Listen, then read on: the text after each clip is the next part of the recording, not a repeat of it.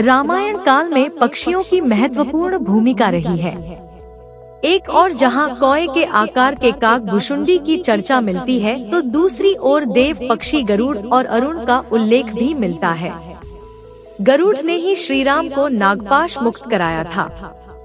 इसके बाद संपाति और जटायु का विशेष उल्लेख मिलता है। जटायु को श्री राम की राह में शहीद होने वाला पहला सैनिक माना जाता है। लोमश ऋषि के शाप के चलते काकभुशुंडी कौवा बन गए थे। लोमश ऋषि ने शाप से मुक्त होने के लिए उन्हें राम मंत्र और इच्छा मृत्यु का वरदान दिया। कौवे के रूप में ही उन्होंने अपना संपूर्ण जीवन व्यतीत किया। वाल्मीकि से पहले ही काकभुशुंडी ने रामायण गरुड़ को सुना दी थी। इससे पूर्व हनुमान जी ने संपूर्ण रामायण पाठ लिखकर समुद्र में फेंक दी थी। वाल्मीकि श्री राम के समकालीन थे और उन्होंने रामायण तब लिखी जब रावण वध के बाद राम का राज्याभिषेक हो चुका था। खैर, आओ जानते हैं संपाति और जटायु के बारे में ऐसी बातें जो आपने अभी नहीं जानी होगी। उल्लेखनीय है कि रामायण में संपाति और जटायु को किसी पक्षी की तरह चित्रित नहीं किया गया है, लेकिन रामचरितमानस में यह भिन्न है।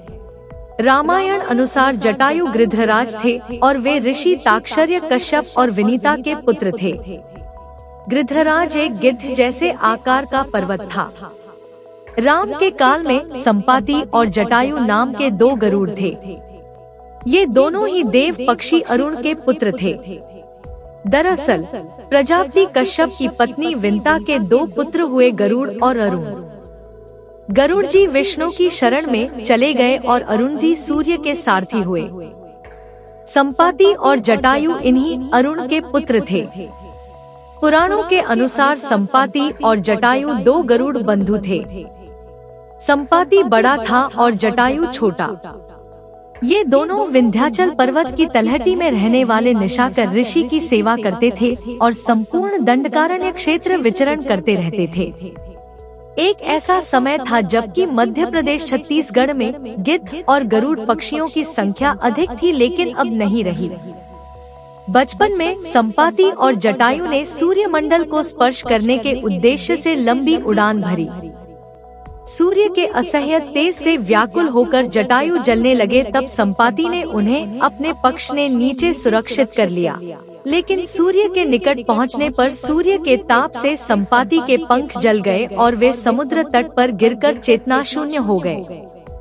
चंद्रमा नामक मुनि ने उन पर दया करके उनका उपचार किया और त्रेता में श्री सीता जी की खोज करने वाले वानरों के दर्शन से उनके पंख जमने का आशीर्वाद दिया।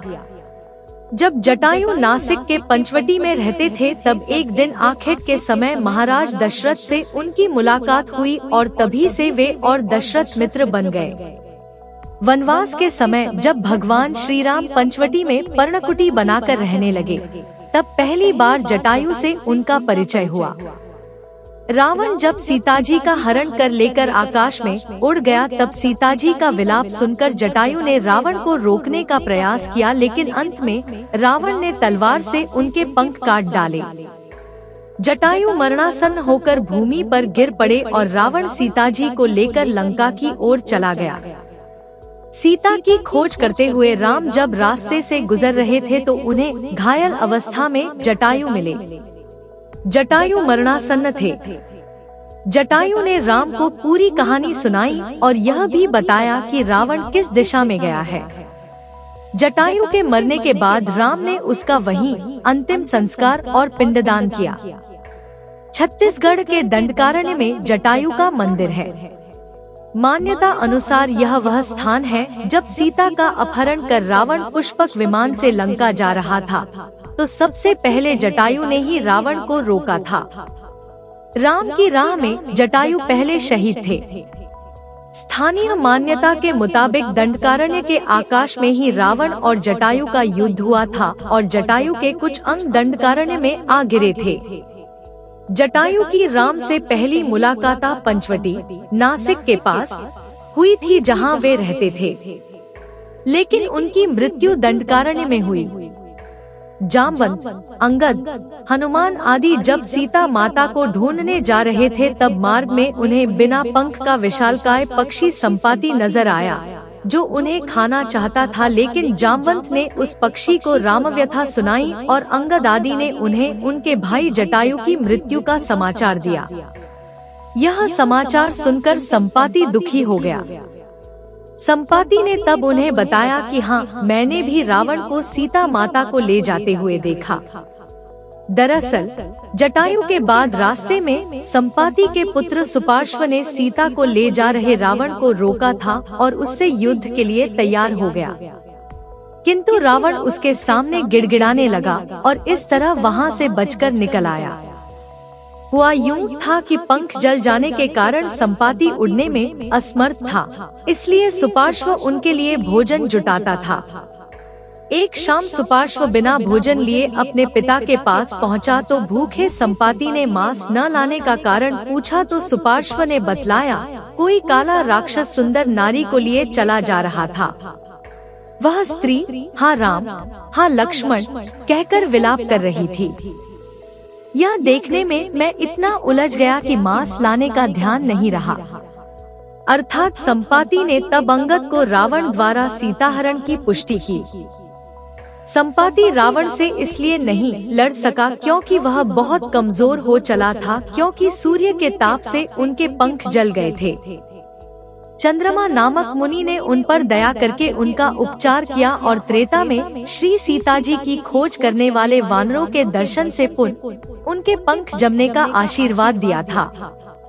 संपाति ने दिव्य वानरों अंगद और हनुमान के दर्शन करके खुद में चेतना शक्ति का अनुभव किया और अंततः उन्होंने अंगद के निवेदन पर अपनी दूरदृष्टि से देखकर बताया कि सीमा माता अशोक वाटिका में सुरक्षित बैठी हैं। संपाति ने ही वानरों को लंकापुरी जाने के लिए प्रेरित और उत्साहित किया था। इस प्रकार राम कथा में संपाति ने भी अपनी महत्वपूर्ण भूमिका निभाई और अमर हो गए। मध्य प्रदेश के देवास जिले की तहसील बागली में जटाशंकर नाम का एक स्थान है, जिसके बारे में कहा जाता है कि जटायु वहां तपस्या करते थे। कुछ लोगों के अनुसार यह ऋषियों की तपोभूमि भी है और सब में बड़ी खासियत कि यहाँ स्थित पहाड़ के ऊपर से शिवलिंग पर अनवरत जलधारा बहती हुई नीचे तक जाती है, जिसे देखकर लगता है कि शिव की जटाओं से धारा बह रही है। संभवत इसी कारण इसका नाम जटाशंकर पड़ा होगा। बागली के पास ही गिदिया खो है, जहाँ कभी हजारों की संख्या में गिद्ध रहा करते थे। दुर्गम जंगल से घिरा यह क्षेत्र हमें मंत्र मुग्ध कर देता है। यहाँ पहुँचते ही सच में ही लगता है कि हम किसी ऋषि की तपोभूमि में आ गए हैं। किंवदंती है कि जटायु के बाद यह स्थल कई ऋषियों का तप स्थल रहता आया है। बागली के बियाबान जंगल में बसे इस स्थान पर वैसे तो कम ही लोग आते जाते हैं, लेकिन यहाँ हर श्रावण मास में भजन, पूजन और भंडारे का आयोजन किया जाता है। इस मंदिर केशवदास फरियाली बाबा के शिष्य बद्रीदास महाराज ने यहाँ की गद्दी संभाल रखी है। केशवदास महाराज की यहाँ पर समाधि भी है। यहाँ के स्थानीय निवासी सुभाष सिंह और मांगीलाल के अनुसार इस मंदिर का शिवलिंग प्राचीन काल से विद्यमान है। यहाँ स्थित पहाड़ का झरना 12 माह ही इसी तरह निरंतर बहता रहता है, न कम होता है और न ज्यादा। किंवदंती है भगवान राम के समय से यह झरना बह रहा है। कहाँ से इसकी धारा फूटी है और इसकी थाह क्या है, यह किसी को पता नहीं। हमारे पूर्वजों से सुनते आए हैं कि यह बहुत ही प्राचीन स्थान है। जैन धर्म अनुसार राम, सीता तथा लक्ष्मण दंडकारण्य में थे। उन्होंने देखा कुछ मुनि आकाश से नीचे उतरे। उन तीनों ने मुनियों को प्रणाम किया तथा उनका आतिथ्य किया। वहां पर बैठा हुआ एक गरुड़ उनके चरणोदक में गिर पड़ा। साधुओं ने बताया कि पूर्व काल में दंडक नामक एक राजा था। किसी मुनि के संसर्ग से उसके मन में सन्यासी भाव उदित हुआ। उसके राज्य में एक परिव्राजक था। एक बार वह अंतपुर में रानी से बातचीत कर रहा था। राजा ने उसे देखा तो दुष्चरित्र जानकर उसके दोष से सभी श्रमणों को मरवा डाला। एक श्रमण बाहर गया हुआ था। लौटने पर समाचार ज्ञात हुआ तो उसके शरीर से ऐसी क्रोधाग्नि निकली कि जिससे समस्त स्थान भस्म हो गया। राजा के नामानुसार इस स्थान का नाम दंडकारगय रखा गया। मुनियों ने उस दिव्य गरुड़ की सुरक्षा का भार सीता और राम को सौंप दिया। उसके पूर्व जन्म के विषय में बताकर उसे धर्मोपदेश भी दिया। रत्नाभ जटाएं हो जाने के कारण वह जटायु नाम से विख्यात हुआ।